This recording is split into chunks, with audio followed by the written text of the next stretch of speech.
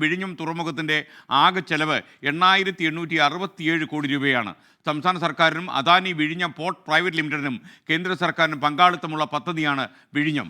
ആദ്യഘട്ട നിർമ്മാണം പൂർത്തിയാകുമ്പോൾ സംസ്ഥാന സർക്കാർ അദാനിക്ക് നൽകേണ്ടത് 1,800 കോടി രൂപയാണ്. എന്നാൽ ഇതുവരെ നൽകിയിട്ടുള്ളത് 884 കോടി രൂപ മാത്രം.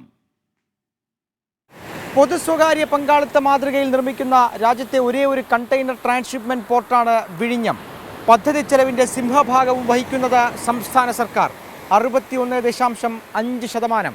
അദാനി വഹിക്കുന്നത് 28.9%. കേന്ദ്ര സർക്കാർ ആകെ ചിലവിടുന്നത് 9.6% മാത്രം.